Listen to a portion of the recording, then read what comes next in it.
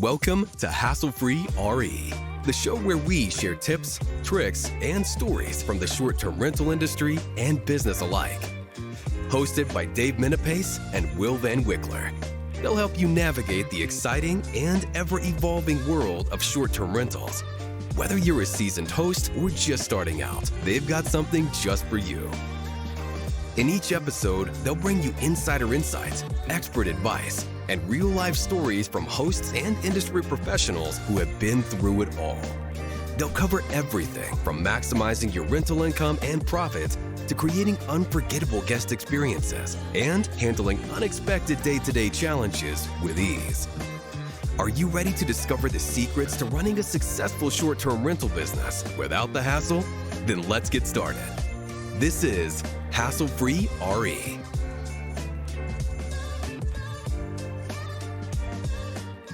Hello, everyone, and welcome to another episode of Hassle-Free RE. I'm your host, Dave Minapace, president of 5-Star Co-host, as well as co-founder of Launchpad Short-Term Rental Consulting. Here with my man, Mr. Will Van Wickler, New England's #1 short-term rental real estate agent. What's up, Will? How we doing, man? I'm doing great. It's Friday. It's a great day. It's Friday. I love it. We've got a great guest. I'm excited. We do. It's his second, actually might kind of be third round on the show. It's the third round. I think our first three-peat. I like it. That's right. We did, Kenny, you and I did an episode, and then we had you on to go over the Sunday River Market. So in case anyone doesn't know, I guess we'll introduce you a third time. So there we go. Three-time champ. We have Mr. Kenny Bedwell. He's the founder of STR Insights. If you haven't heard of that website and what they do, two things really. There's the data analytics tool for helping you underwrite properties and markets and seeing how to find and pinpoint a property and a specific house so you can have a cash flowing asset. STR Insights also has a consulting branch. They help investors and really just people that wouldn't necessarily consider themselves investors, but want to try and find a cash flowing asset for Airbnb anywhere in the country. They go right to STR Insights, a lot of great clients we share with them. And then he's also the host of Cash Flow Positive. Dun, dun, dun. A really good podcast and actually show, because I know you market that in a lot of places. So Kenny, welcome, my man. How are you? How's things? Yeah, thanks, Dave. That was quite the introduction there. I have a long list of things I got. So, yeah, I guess I do a lot. So yeah, I love it. I love it. He's also an amazing presenter. I get to see Kenny usually once or twice at a lot of these different short-term rental conferences, and overall, great, awesome. I bet he's a killer husband and dad too, because I know you do those things. So, and he's an influencer. That's right. I am allergic to that term. So, but I do have a little bit of influence though that I'm catching on to. So I'm just a fan of the reels. That's it. Yes, the reels are awesome. Oh man, the one about to drop today, you guys are gonna. I'm excited. Well, if nothing else, you are definitely a person of interest, and you are so interesting, and that's why we wanted you back on again.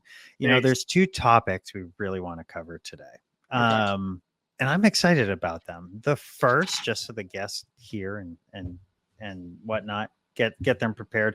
The first one, we're going to talk about STR markets. Now, this isn't going to be us throwing a bunch of markets at you and telling you to go buy there. What we're really trying to do is help you dial into maybe some markets that were closer than you realized, or understand how you can go about leveraging STR Insights, as well as just, information on the web, as well as networking with other realtors, like how you can find different markets where you can find a property that suits your goals. The second half of this show, we're going to be talking about Darkhorse amenities, how to identify amenities that you should put into your property to help you make more money.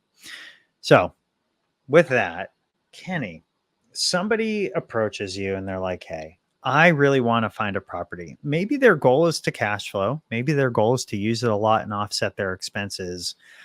Where do you usually start them? How does that conversation usually kick off?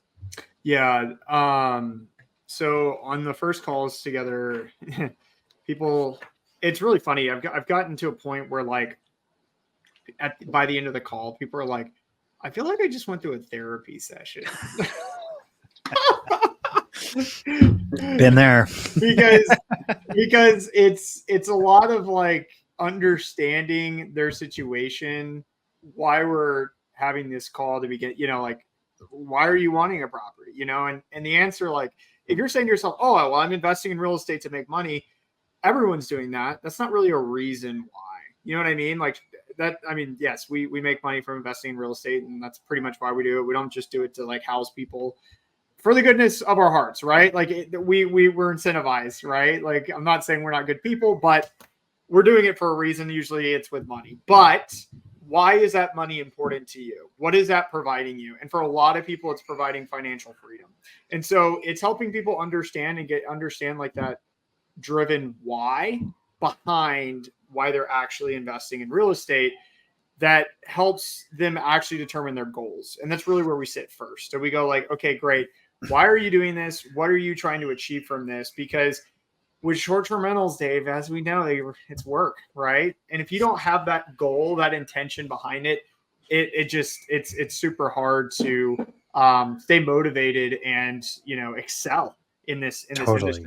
So yeah. It's and we so see interesting. A lot of people burnt out on short-term rentals. I see it all the time, where they just stop caring and then they blame the market or they hand it over to a property manager. So I think that's so important. I see it every day.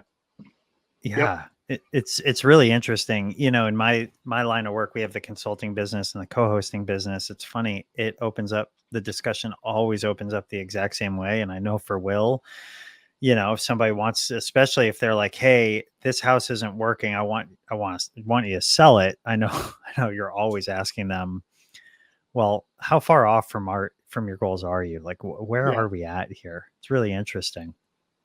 Yeah. Let me ask you this. I bet you break down a lot of boundaries when people think that they can only buy hyper local to where they live. Am I right?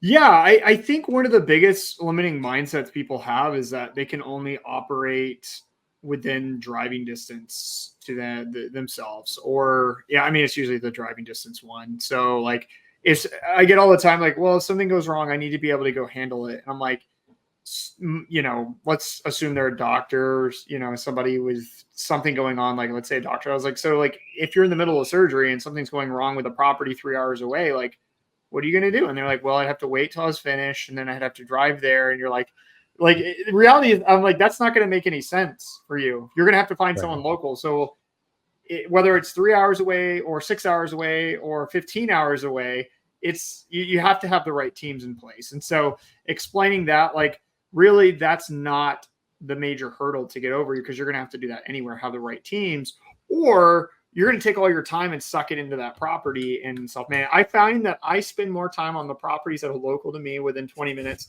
than I do on the ones that are, 10 hours away kind of thing. So totally. To your point, I manage more properties in Sunday River, which is 4 hours from where I live, than I do Cape Cod, which is an hour and a half. And I think it's because my systems are so much better. Yeah, they have when stuff goes sideways. They have to. Yeah, that's funny. So, but so true. Now, here's kind of an interesting question. Do you generally try and, I don't want to say influence, but when somebody wants to buy a short-term rental, how do you kind of break them into the distinction of like a beach home versus a lake home versus a mountain home? What should people start to think about? And, like I said, I was explaining to you, I found this really amazing market that I had right under my nose, and we managed some properties there. And, if one were to look at, one of the tools that are available to them, there's not a ton of properties there. Mm-hmm. But what I didn't realize was that was only because a lot of people live year round, and there was this amazing demand for people coming into Boston but not wanting to stay into Boston. And it's just like, I didn't have, it was news to me. And had this person never hired me as a co-host, I would have never known. So what kind of indicators or things can people look at if they're trying to start to identify some markets that not everybody's heard of, like the Smokies or, Orlando or whatnot? Yeah. So when it comes to finding areas that are quote unquote investable, there's a couple things I like to look at. So I talk about understanding your budget. So you got to know what you can afford, because I assume the place that's near Boston isn't cheap. Maybe it is. No. But okay, yeah. So, $1.5 million, about $1.5 million. Like, Yeah. if I had a 500K budget, that just ain't gonna work. You know what I mean? Like it's unfortunately not gonna work. So understanding your budget and what you can truly afford is key to finding the right market. Number one. Number two, I think people have to look at their regulatory tolerance as well. Northeast. I mean, we all know this. Like it's kind of, here's a town, Really stick your hand in a hat and there's the regulations. Like it's either they have it or they don't, or it's like something weird in between. So, no, you're so right. And you're so right. That's not everyone's going to love that. You know what I mean? And that's fine. But you got to kind of figure out like what you're comfortable, like what hoops you're comfortable jumping through, too. So it's more of like kind of a mental decision.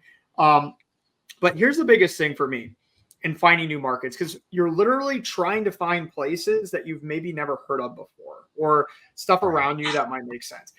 The biggest one that I look for is revenue of individual properties. Not average revenue of markets, not 75th percentile, 90th percentile, or whatever. I literally, when I'm looking for new places to invest in, I'm literally just looking for properties that are performing at an extremely high level and making $200,000 or more in gross revenue. I don't care where they are, because that's part of the research process, right? I'm like, let's just see it. Let's open it up. Let's not put any limitations on, is it in this state, or is it over here or over there? Is it lake or beach or mountain? But that's, I don't really care. I'm doing it for investment purposes, but I'm just opening it up and looking at revenue, and you'll find, some of these one-off properties that are maybe hosting at a different level, or they have certain aspects about them that are different than all the other properties in that market.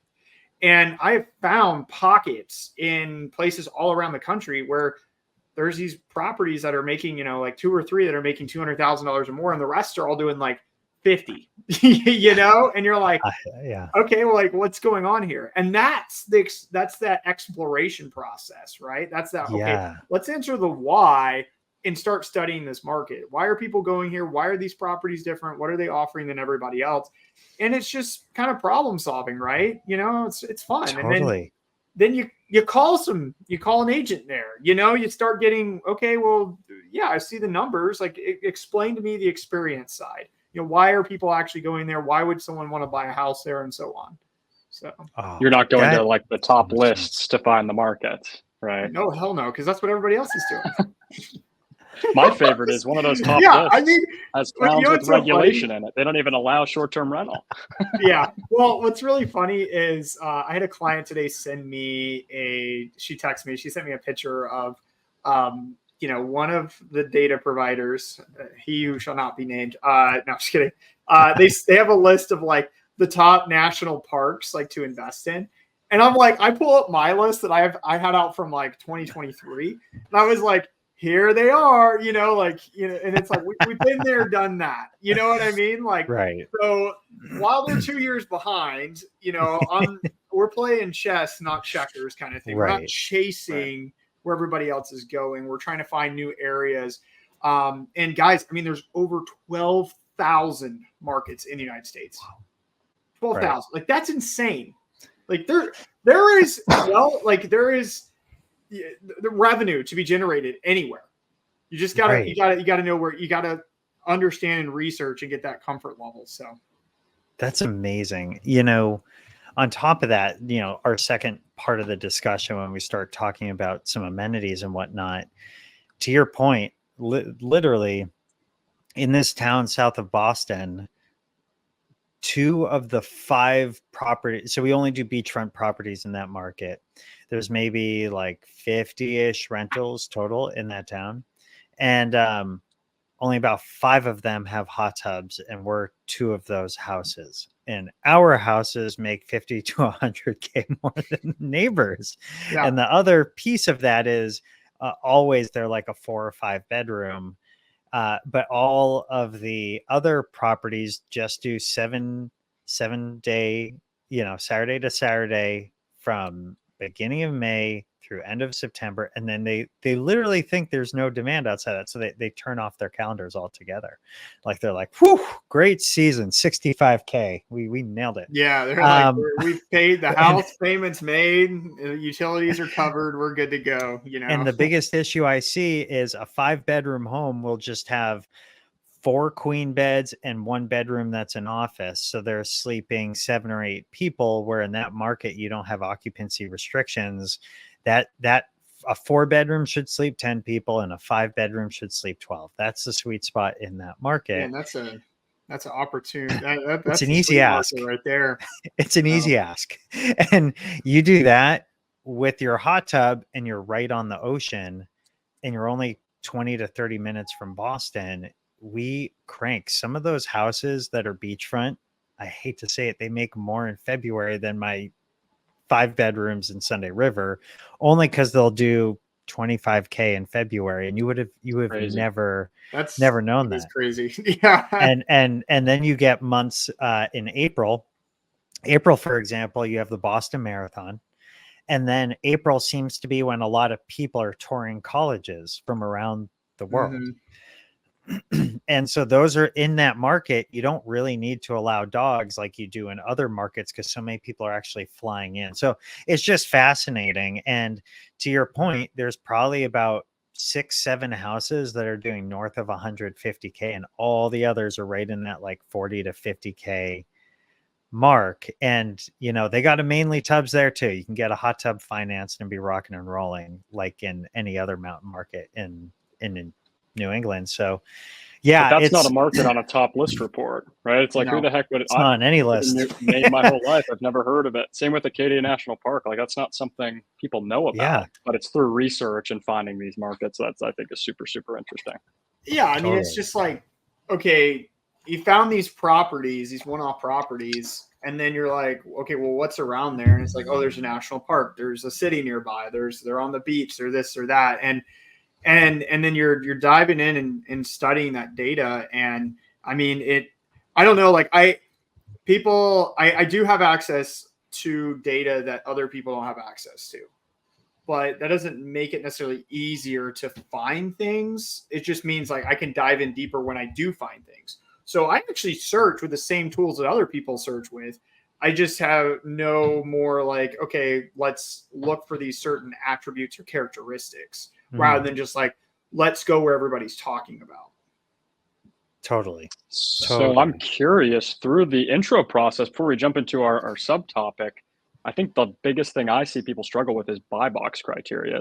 And I'll often say, hey, go work with Kenny and these guys, because they're going to run you through this interview and this therapy session, if you will, to figure out the criteria, because so many people struggle. They'll come to me and they'll say, hey, I have 100,000 to put down, or this is my budget, or I need this return. And it's like, why? And where did you come up with it? Because that doesn't exist, right? It's just a weird criteria.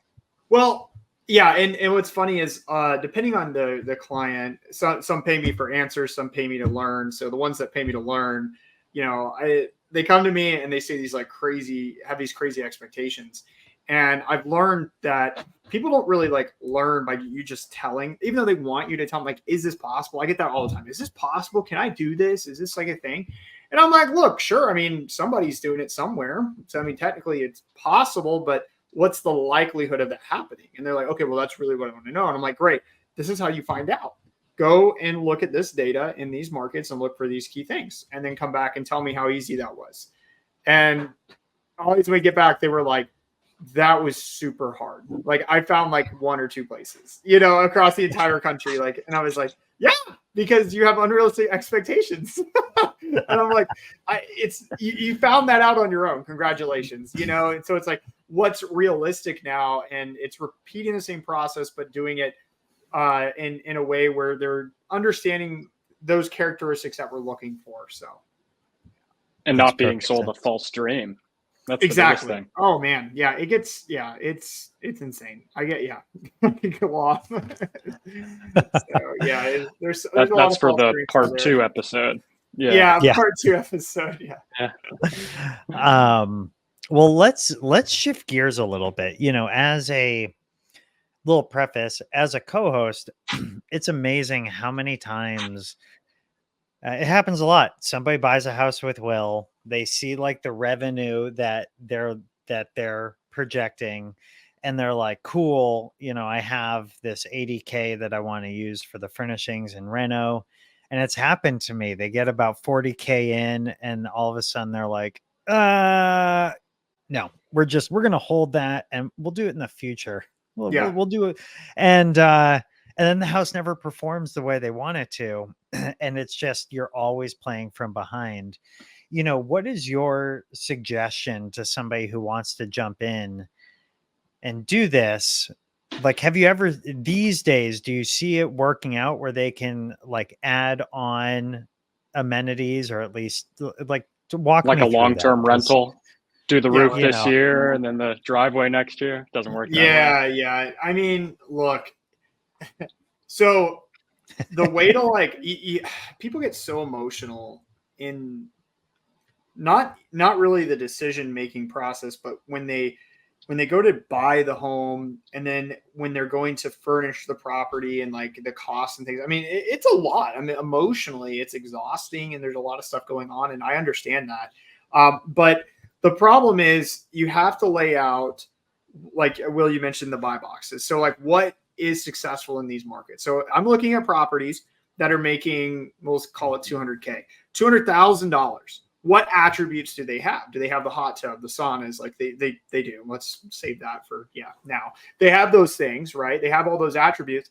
And so if you're going to expect to make that amount, then guess what? You're going to have those things, right? Like I know that's very black and white, but when people are spending all that money, they tend to go, well, maybe I'll wait and let the property like cash flow. But you have to change your pro forma at that point, because it's not going to make the revenue that you projected. And the mistake that people make is they don't update their numbers as they're going throughout the process.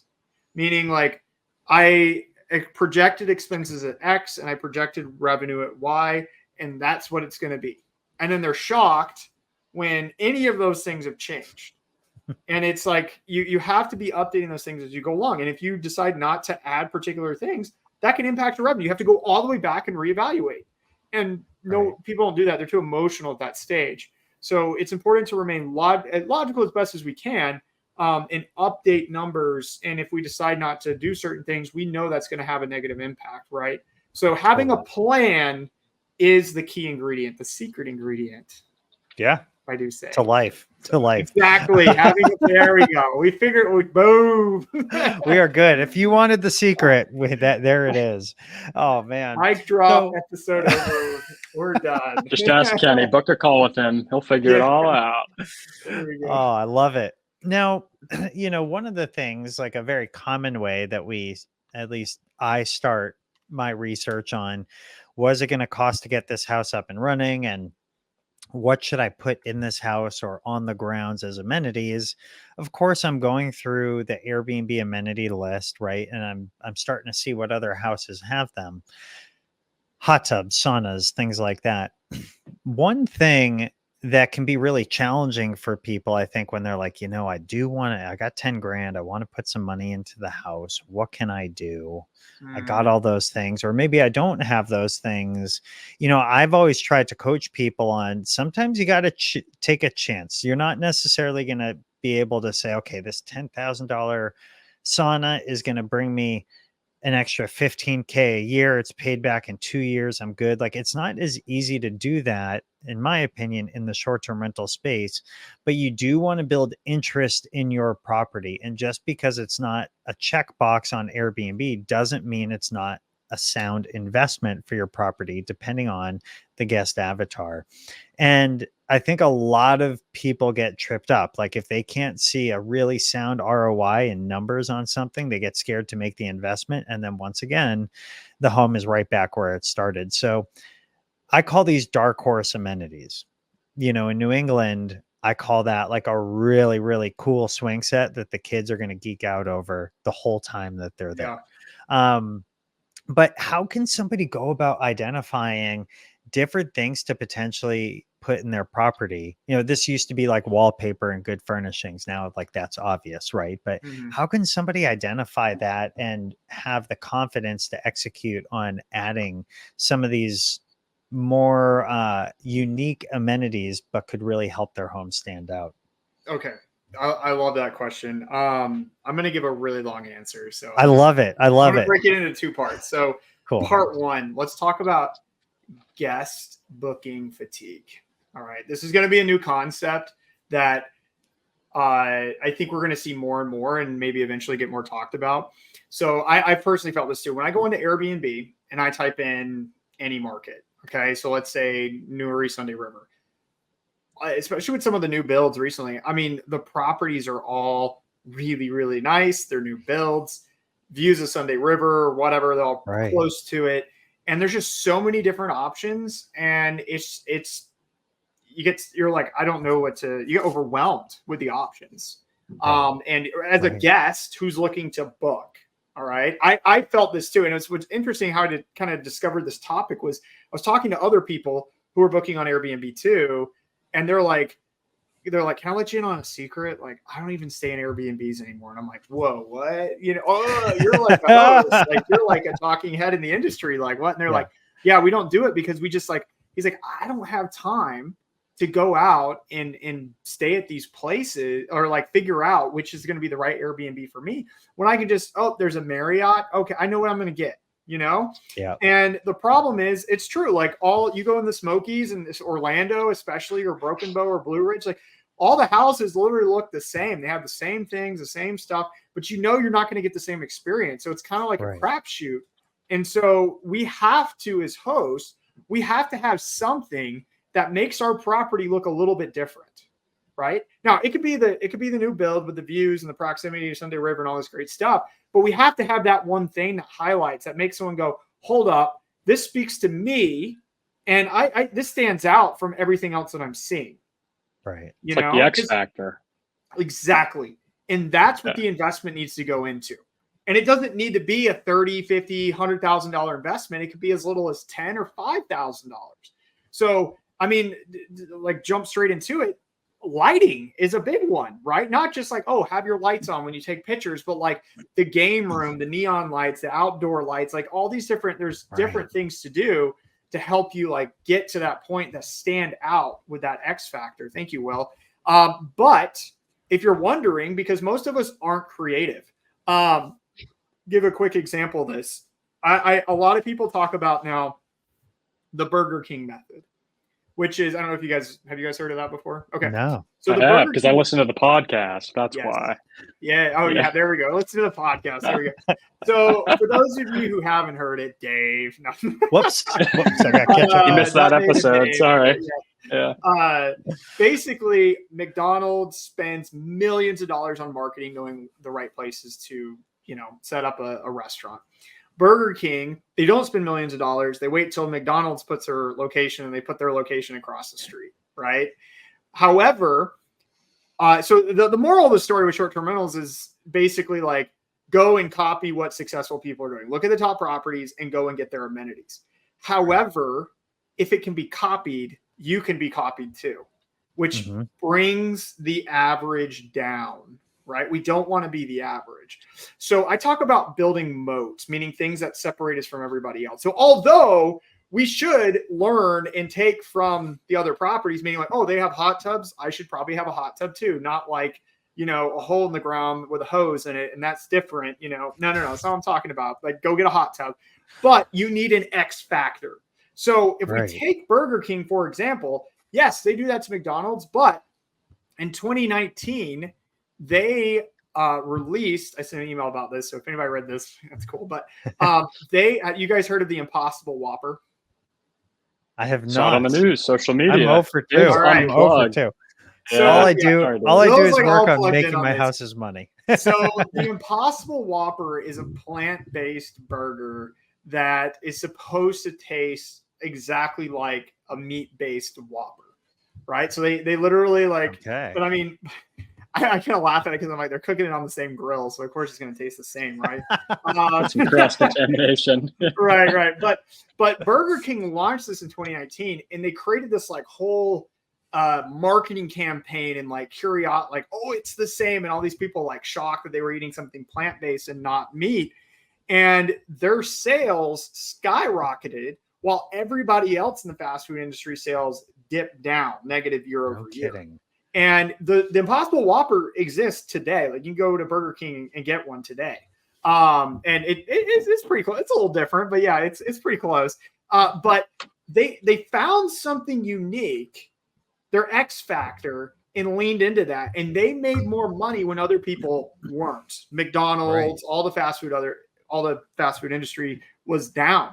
And so for me, the lesson is like Burger King copy, but also have that X factor that is truly unique, that speaks to the guest avatar. And here's the crazy thing about the Impossible Whopper. McDonald's, they came out because people were like, oh, well, McDonald's could easily just go do the same thing. I don't know, like Arby's and all these other like burger places, Wendy's, but they're coming out and they're like, we can't, it's too expensive. We don't know how they're doing it to make sense. We can't replicate it. So that X factor can't just be something that somebody can easily replicate. It has to highlight something about your property that's unique, but draws people to it so that it stands out from amongst the herd. So that's awesome. Just another life lesson from Kenny Bedwell right there. You got to be different. I told you this. I mean, now this is just a therapy session, guys. Yeah. Like, you know, should we do this again next week? Yeah. Same time next week. Yeah. Honestly, I love this because there's an investor in Sunday River, good friend of mine. His name's Shane, and you know Shane, yeah. So he manages these just amazing houses down in Kissimmee in Florida. Mm-hmm. They look like Disney World when you walk into them, and he bought 2 houses up in the Bethel Newry market. And at least I know the Bethel one, he dropped a pool in, or actually he did this cool container pool so you could see the views even from underwater.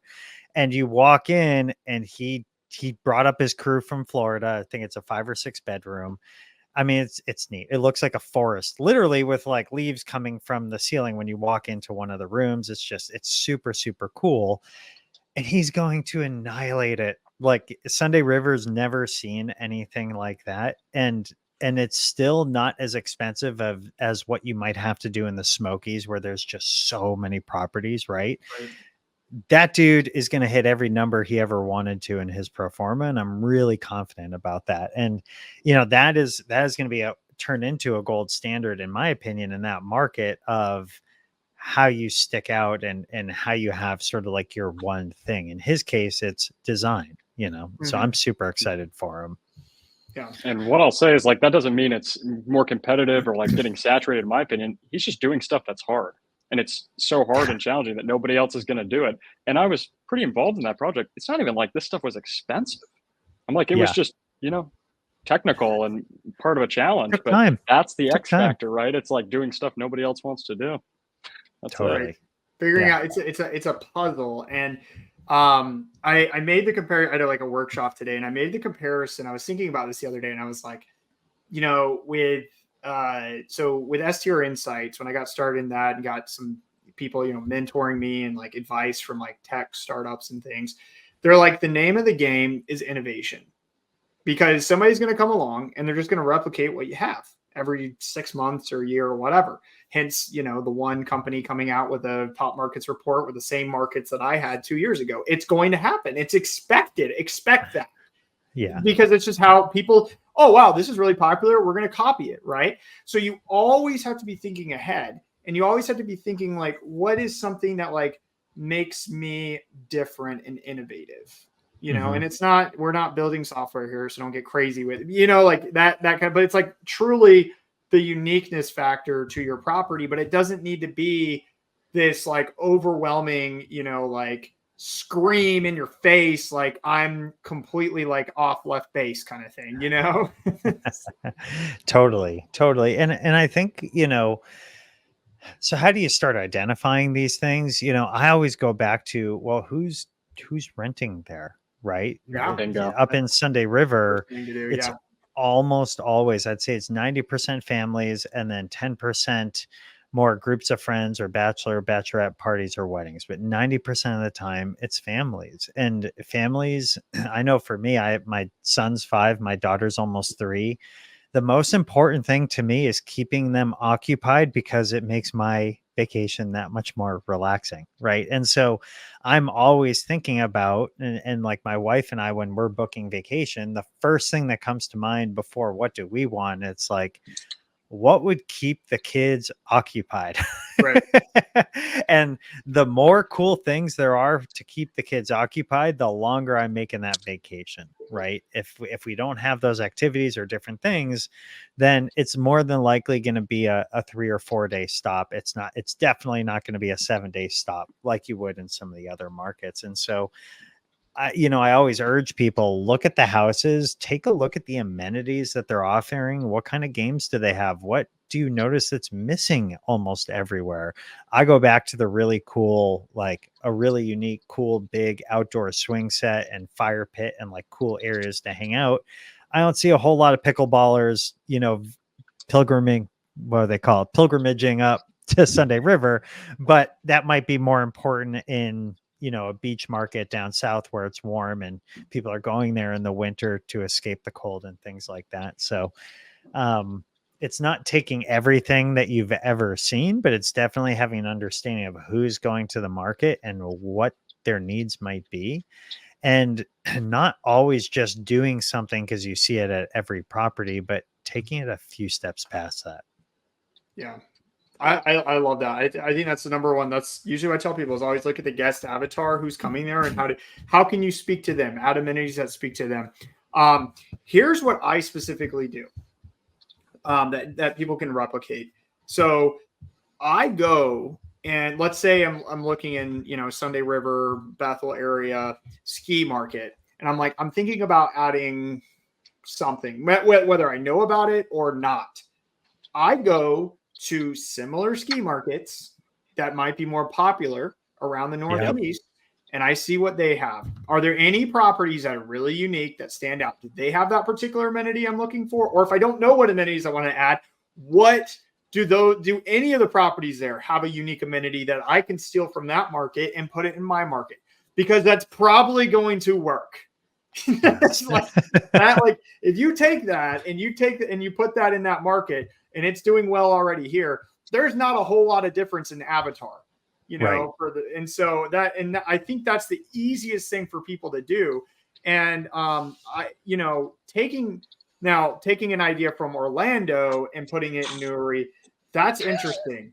That's unique. Yeah. Like that to me is that's bold. Mickey Mouse on skis. Yeah, Mickey Mouse on skis. Crazy. I get it, like family stuff, I guess. But theming it out like those, I've seen people do that in certain markets, like in cities. Like I saw, I met this girl. She did a Nightmare Before Christmas themed property in Indianapolis. Very interesting. Yeah, that's niche.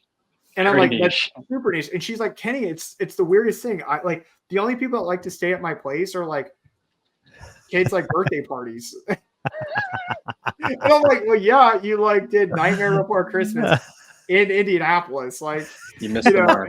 And then I found a Harry Potter themed house in that's Columbus, pretty cool. Ohio.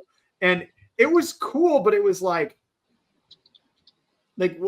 when you compare the revenue of these properties to properties that were doing well, that were just nice design and decor, they were literally doing worse than those, even though they're extremely unique, it wasn't speaking to the right people that you wanted there. Like the target demographic wasn't large enough for what you're looking for, in terms of that area. Like it's a great idea, just not in the right place.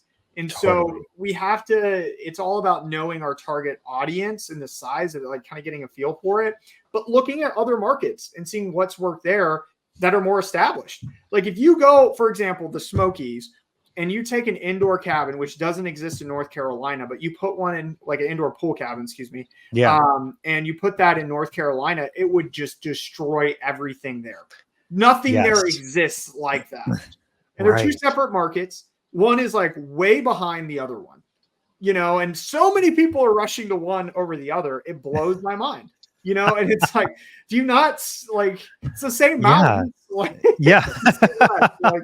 So anyway, it's just interesting. Like the thought, like looking at what works in similar comparable markets and applying that to your market, and you'll get really good ideas from that. It's like the Pinterest board thing, just go, totally. like, Yeah. So. Oh, I love that. I love that.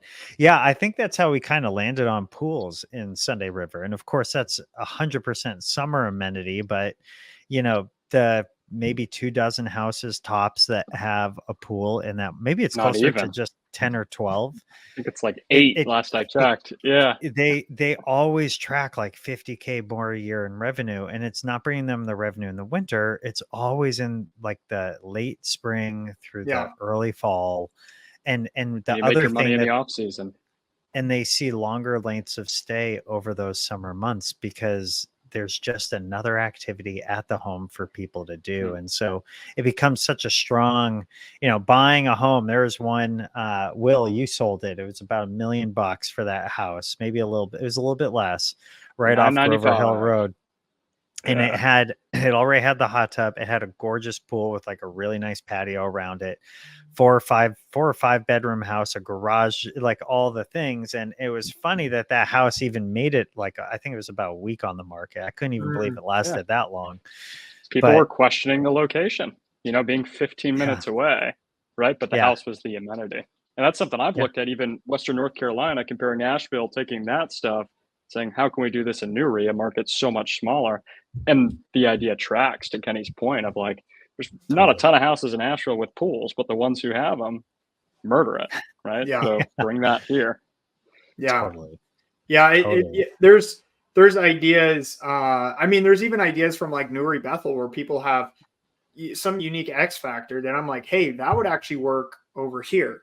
There's one property, for example, has like a spa thing going on, with a really cool, like in-ground like hot tub area and like kind of pergola. They have the bathrobes hanging in the front. It's just Skitopia. Like marketable. I'm like, man, that's like really, that's not hard to do. Right. You know what I mean? Like, and I'm just like, that's a really good idea. Have like kind of like a wellness spa thing going on, and that works in a lot of places. That's not just cool ski market, So that house I think does around $400K a year. It's stupid. Now here's the funny thing. Never change the photos. They don't revenue manage. Yeah. Here's the thing about that house, and this is going to tell you the importance of everything that Kenny's talking about, and what Will just mentioned. They're only on Airbnb.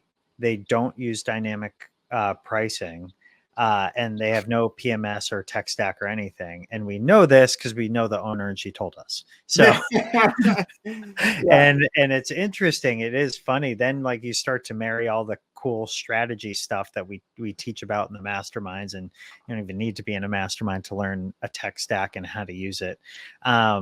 You take all this amazing, like, I guess that speaks to the importance of what we're talking about. And imagine if that owner did have their stuff dialed in on multiple listing sites and revenue management, they're probably going to end up being closer to 500K in revenue. I think their photos are the original, like, photos from 10 years ago too. And they from the listing. Crank. Yeah. Are they accepting any offers right now? I wish. I have too. Yeah, that owner owns 3 properties, and they sold their 4th one last year. That was a gorgeous property too. They've built a really great business for themselves, and a few of their houses are all like that. They're great. They're fantastic. And she's the owner. She's a great advocate for the community too. I mean, I've only talked to her a few times, but she's definitely a good person. So she crushes it. That's awesome.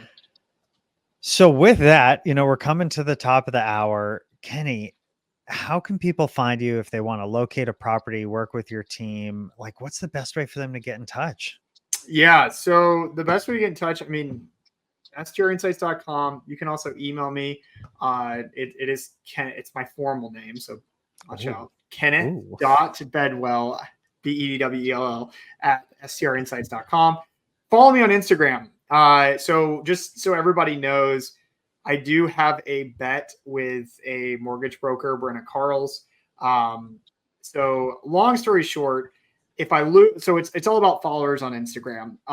So if I we can buy you some of those. I know. We agreed that we wouldn't do that, but if I lose, and we also have the same social media manager, so she sees it.